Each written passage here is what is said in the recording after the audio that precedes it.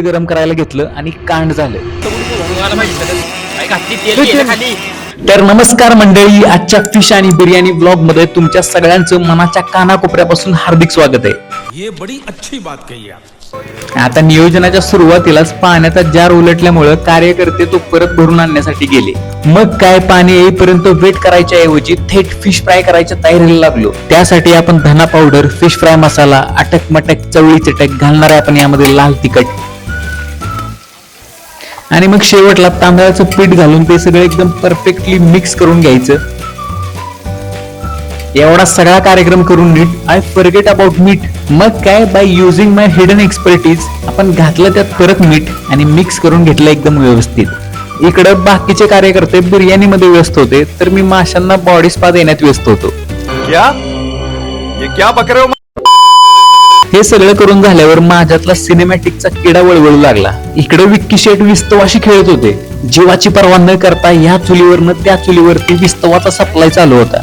या सगळ्याचं मोटिवेशन घेऊन मी चुलीवरती तेल गरम करायला घेतलं आणि कांड झालं.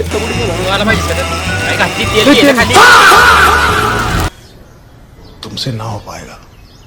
शेवटी माशाला रवा लावून आपण फ्राय करण्यासाठी तव्यामध्ये टाकलं. डिप्रेशन. माझी टाकण्याची पद्धत बघून आपल्याला तेलाचा टँकर मागवावं लागेल असं कार्यकर्ते बोलू लागले. शेवटी अथक प्रयत्नानंतर आपण कसा तरी एक मासा फ्राय केला. पुढे यामध्ये एक्सपर्ट होऊन एकदम 3 मासे तळायला घेतले. पण मध्ये चूल विजल्यामुळे बिअर ग्रिल्सचा आत्मा माझ्यात संचारला. मैं हूं Bear Grylls. Survival mode on करून मी परत चूल पेटवली. मला आहे ना फक्त आयुष्यामध्ये याच गोष्टीची किरकिर आवडते.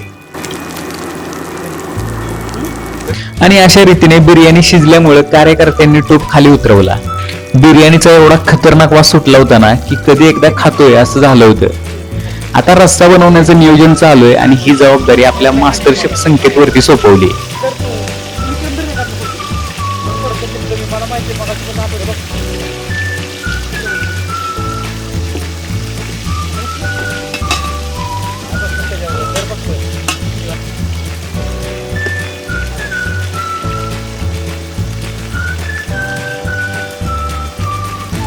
आणि अशा रीतीने बिर्याणी आणि फिश फ्राय सगळंच नियोजन एकदम परफेक्टली झालंय. आता सगळे मिळून आपण जेवायला बसणार आहोत. मित्र, जेव्हा पण तुम्हाला कधी नियोजनासाठी विचारतील ना, तेव्हा कधीच नाही म्हणू नका, कारण हे दिवस परत नाहीत. मित्रांनी मिळून बनवलेल्या जेवणापुढे सगळे 5 स्टार हॉटेल एकदम फिके आहेत बघा.